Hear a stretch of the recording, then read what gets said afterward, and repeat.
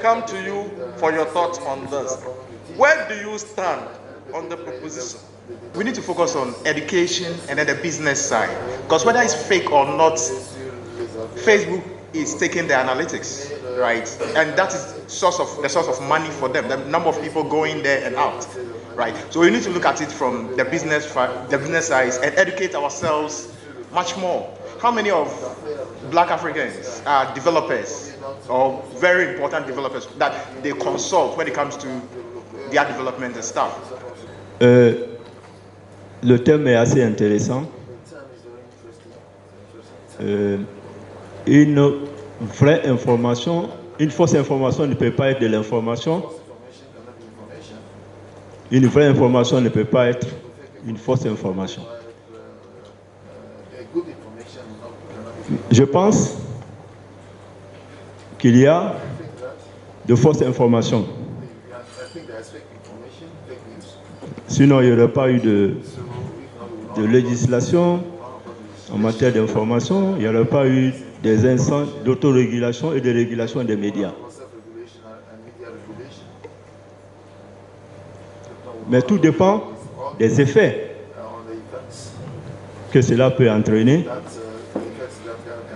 sur les consommateurs finaux, qui sont souvent les lecteurs des journaux, des auditeurs des radios, des téléspectateurs, des visiteurs des sites d'Internet.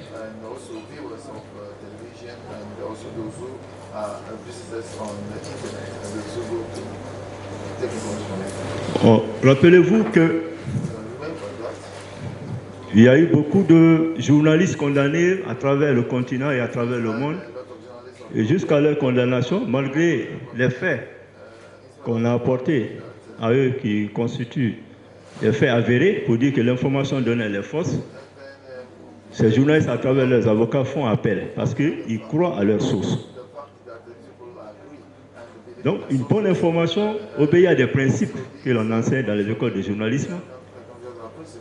Donc, quand une information obéit à ces principes, elle est bonne. C'est très basique, elle est bonne. Mais dès que l'information n'obéit pas à ces principes, c'est une fausse information. Parce que toute information, comme on l'enseigne dans les écoles, c'est quelque chose qu'on apporte de nouveau à la connaissance de la cible. Donc quelque chose, même si une information est fausse, mais quand même c'est une première information qu'on apporte à la connaissance de la cible. Donc pour la cible, c'est une information. C'est au fil du temps qu'on se rend compte que c'est une fausse information avec la confrontation de cette information à la réalité. Donc une bonne information, c'est une information bien sourcée et bien vérifiée. Rappelez-vous le cas de Cahuzac en France. If you could please round up. Voilà, Cahuzac en France, quand on a dit qu'il a un compte en Suisse, il a nié. Mais au fil du temps, on s'est rendu compte qu'il a effectivement un compte là, à travers une enquête parlementaire. Donc ce qui était fausse information, c'est devenu bonne information. J'en ai fini, merci. You know, we've been talking about fake news in relation to the online media. But I must tell you that fake news is in traditional media. For example, in Nigeria recently, somebody just posted that in a traditional medium, that a particular road was under construction, a journalist. So when I did a fact check, I noticed that he only picked that information from a contractor, so without attribution. And I had to go through that road. I noticed that nothing was going on. So even the traditional media is also not spared. But the problem I have is the response to fake news. I'm not sure we are doing a very fantastic job in that area. For instance, sometimes when a piece of fake news is on the internet, you discover that it can be there for 4, 5, 6 days. No journalist can fact check that. So it will still come from the government or probably an authority that will say, no, this is not right. So we need to improve on that. However, to conclude, I think another area we need to look at is the capacity of the journalists themselves, our own capacity, because you see, a minister in Nigeria said that there is no hunger in Nigeria. So I asked a colleague to do a fact check. The biggest thing he did there was that 5.3 million Nigerians are hungry. And that information is the information it comes from the northeastern part of Nigeria where there is mini war. So 5.3 million Nigerians, that's not a strong point because we are 200 million in Nigeria. So the minister could be said to be right. In other words, when you want to look at a problem like hunger, look at it from different dimensions. Poverty in Nigeria is poverty capital of the world. Unemployment is 23.1%. These are facts people want to see.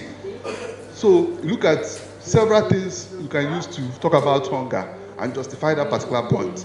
So in conclusion, I think all of us should accept that we're not doing enough. And we must equip, especially this fact check, which is a recent area in investigations. We have to do more in that area. Thank you. Thank you. Je suis en même temps dans le milieu des médias, mais également dans le milieu des blogueurs. Et ce qui revient très souvent, c'est lorsque la corporation, nous journalistes, lorsque nous parlons des réseaux sociaux, c'est souvent avec dédain, avec un mauvais œil. On a tendance à rejeter tous les péchés d'Israël sur les acteurs des réseaux sociaux. Or, pour avoir également travaillé dans la presse écrite pendant 8 ans, je sais que les mauvaises informations, sinon les fake news, ne sont pas étrangers à la presse traditionnelle. Par exemple, il y a une rubrique qu'on appelle Erratum, qui existe dans les médias. C'est lorsqu'on se trompe dans la parution du jour, le lendemain, on met Erratum et on fait une note d'excuse au lecteur pour dire qu'il arrive qu'on se trompe. Moi, je viens d'un pays comme la Côte d'Ivoire où les médias traditionnels appartiennent aux partis politiques. Et puis, ils ne s'en cachent pas. On sait que le PDCI, c'est tel journal, et que le RDS, c'est tel journal, le FPI, ce sont les journaux bleus. C'est sûr, c'est connu, et ça fonctionne comme ça depuis 1990. Alors, lorsque les journaux traditionnels appartiennent à des partis politiques, forcément, c'est une idéologie politique qu'ils défendent. Et donc, le risque de fake news et d'attaque des autres, le fait d'attaquer les autres partis par leurs médias traditionnels, ce ne sont pas des réseaux sociaux. Donc les fake news, moi quand je me retrouve dans ce genre de rencontres, je dis toujours que depuis le printemps de la presse en 1990 en Côte d'Ivoire, les fake news existaient. Peut-être que c'est le nom qui a changé aujourd'hui parce qu'on est avec la technologie, avec les réseaux sociaux. Donc c'est un appel à une remise en cause de nous-mêmes journalistes. Et non toujours accuser les autres, notre responsabilité est engagée. Alors ce n'est pas une question, c'est juste une contribution au débat. Merci. When there was this issue of attacks in South Africa, we all received on our phones videos of somebody being burnt alive, videos of shops having been set on fire. And what we were, at least the intention was for us to see how grievous the situation is. Eventually, it turned out that the image of somebody being burnt alive was about something that happened 5-6 years ago somewhere in India. And a building that had been set ablaze was also something that had happened, in Kenya about 3 or 4 years ago, not in connection with any xenophobic attacks and so on and so forth. Now, these images were circulated on WhatsApp, on Facebook, and so on and so forth. The question I ask is, for example, what Liman was sharing, if it was shared on WhatsApp, it is information.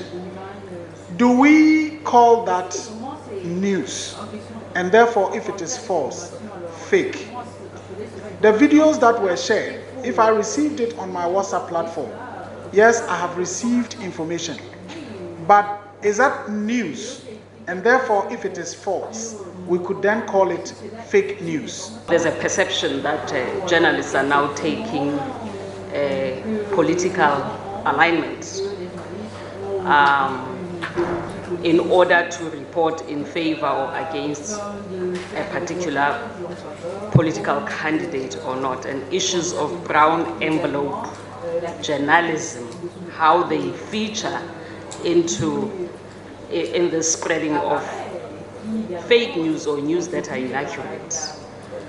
Because I want us to do an introspection as journalists to say, and I'm talking about journalists more than the form, the WhatsApps, and I'm not talking about that. I'm talking about real journalism and what we read in the newspapers, what is not accurate, and maybe deliberately, news being deliberately manipulated in favor of certain political ideology. And I want to hear what journalists say about that, because there's a perception out there. And in my country, where there is a state capture commission, people are coming out to say there are journalists who were paid, you know, to report in a particular manner against certain people. Right now, our focus is to fight fake news, and we are bringing measures, but are we really looking at the aspects of freedom of expression online? Because it's very important. If you observe the situation on the continent for the last few years, most of the repressive governments today are taking that opportunity of fighting fake news to enact, some vague laws. If I take the case of Tanzania, which is very sad, it's the saddest example now. If you take the case of Tanzania, where people have to pay to publish their content, bloggers have to pay $900 every year to publish their content. Media houses have to almost declare every personal information to the government before publishing content. I think it's very sad. So when we are talking about this fake news and how to fight it, we have to also talk about the role everyone should play. Going to the fight also, I want to recognize, for example, what Senegal is doing, creating a court among the journalists themselves, where the elders, have to actually call on those media houses, which are, as my sister in Cote d'Ivoire was saying, belong to political parties, etc. They have that court of elders. It's very important to look at those alternatives on the fight against fake news and also play a big role in fact-checking. I think beyond the means, as you said, you have also the author who has the legitimacy to produce something that is called news, and this brings us to back to who is actually a journalist. Should we put at the same level news or information coming from media houses, and typically all of us agreeing that this is a media house that has legitimacy, that has legality, I don't know if legality is an English word, to produce something that is called nude, and that has, no matter whether it comes from a public or a private, independent media, has some essence of public good, I think that you should, that's another layer, and I think Pansy alluded to that. So what I'm also maybe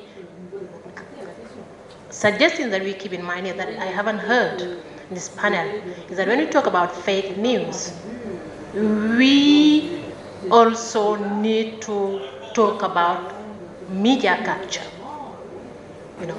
Media capture, whether from businesses or politicians or whichever, actually force, or, it's very closely linked.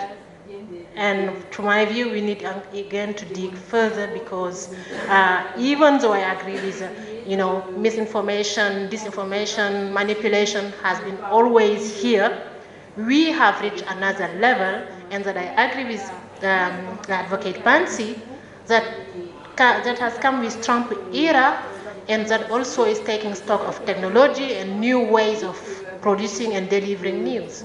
I want to agree that there is fake news, and it's for us journalists to step up our game. Let me give a practical example. August this year, a non-government organization in Lagos claimed to have donated a school in a community in Bariga, Lagos. Bariga is one of the slums in Lagos State. And journalists were there. And I don't mean bloggers, I mean journalists, even from traditional media. They were there snapping photos, interviewing the NGO, and 2 weeks later, I went to the community, and the school wasn't there. And I had to start asking questions, and I discovered that the founder of the NGO and the community leader of that particular part of the slum had connived, removed the tarpaulin from a makeshift school that actually was donated by an individual who has been teaching kids in the community arts. So the NGO and the community leader removed the tarpaulin, called in journalists. No journalists did any verification or whatsoever. After putting the information out, no one went back to do any cross-check or whatsoever. That's a great lie. And the traditional media sold the great lie. That's fake news. On the complexity of really what is the news, the form, substance, vehicle issue. What's your thought? We should begin to free ourselves from the textbook understandings of what is news, what is this or that, and begin to imagine from the audience members' point of view whether they take this as news or the other. Because I think at the heart of that question about whether when you have received something on your phone versus when you have heard it on radio, it is news, is the concern that the traditional model of journalism or news production and distribution and so on is evolving. And so because people can begin to operate in micro contexts, perhaps even if it were not presented on that mass platform, if it bears all the attributes that would otherwise qualify it as news, and if, importantly, the audience member interprets or presumes it as such, then we should be concerned and be interested in how can we intervene to enable audiences discern and discriminate between news and fake news. So I think my view would be to invite a certain interest in media literacy, both on our behalf. So we ourselves as journalists and practitioners need a little more of media literacy, but importantly, on the behalf of the audience member who consumes what they receive, so that they can discern and be able to distinguish one from the other. My sense is that the shift which Dr. Chetia spoke about, which is very important to understand this, is that we have to discern between when we're using these terms in a very technical and rigorous sense and when we're just using them in very popular regards. You know that technically we will have said news will then be a product of additional value to an information. Now, if it is then done in a journalistic context, then a lot of what I think the panelists are leading to will then make sense, because it cannot then be an outcome that has not been filtered by accuracy. So truth is the biggest value, right? So when we are doing journalistic content production, therefore news. But I guess, you know, in the sense that the receptor, the end product, the person who receives it, then gets to determine whether the medium itself can transform that message in a way that can distort between its original content and its received content. I think these are major issues. What is most helpful for us is, I think, to see it in the journalistic context. So the journalistic media, I think, we will insist that news which is accurate and verified, the sister said, well, will be an antithesis of fakeness. I just wanted to draw attention to the fact that, as someone already mentioned, it's possible for traditional media to also produce fake news. And we've seen that in Ghana. I'll provide the context in Ghana because that's the basis of my research. So a few years ago, we had the instance where several media houses interviewed a gentleman that said he was a Nobel Prize laureate. He said so many things, and he wasn't questioned until later on it came out. That's a few years ago, but recently I've been following for my research the debate around the comprehensive sexuality education, and some radio stations did well to bring people that do research in the area that was being tackled. But for other media houses, I observed that the conversation really quickly blew up into a lot of conspiracy theories, and people were not being asked to even provide documents and proof for what they were saying.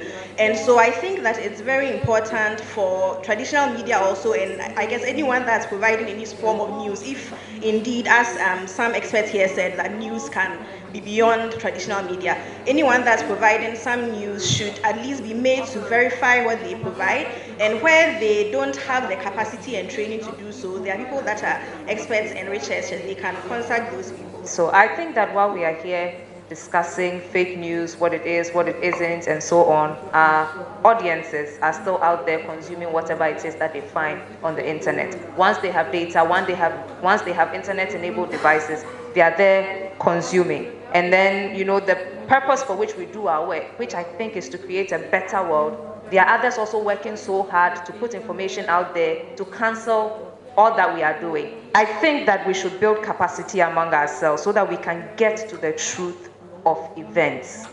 We should continue in this capacity building. Right now, there are lots of opportunities to do fact checking, even while, let's say, a politician is rendering a speech or giving a speech. I also think that we should also educate the public. We have the platforms. We help brands promote products, services, events. We can also go on our own campaigns to teach people what makes fake news, what they should disregard. When they see something on the internet, they should check the link. They should make sure that they are seeing maybe BBC and not BBS. There are a whole lot of tricks that those who put out bad information have been using. I think we should also demand better from these social networking sites, online businesses that are making use of the information that we create at the end of the day. We are stakeholders. We have that much power. Because a lot of times people go on social media, what are they sharing? News. They are sharing dog photos and cat photos and wedding pictures and everything. But a lot of times it's our products, our hard work that they are also sharing there. For me, I agree that our response, especially of professional journalists, to fake news is not good enough. And perhaps that has to do with our capacity. We need to really build our capacity, and I will suggest that professional journalists need to be on the social media effectively for them to practice what they learn in school and to also counter the spread of some of these distorted news items. We work for the audience, and all the messages that are going around, they are mostly coming from people who are not journalists. We are trained to be fact checkers, and we are trained to know what is news and what is not news. We mostly get these things and we say in our minds, oh, this is fake news, and we just let it go. But why not write about it and say it's fake news? Because if we don't do that, it will end up being on social media, being everywhere, it will continue being spreading. Rather let our story spread to say this is fake news. Because if we don't do that, we are not countering what is happening there on the other side. So that's one thing we need to do. And whenever we see any information, let's use our means to fact check and to see if it's right or not, and then we take action. Every profession has some bad apples. Unfortunately, bad apples are in engineering, in medical field, and other professions. In the media is no exception. In the atmosphere of fake news and what we're trying to do and we're trying to discuss here, I think it's important that media owners and media managers look beyond, the big picture and see how best we can address this issue before it gets out of hand.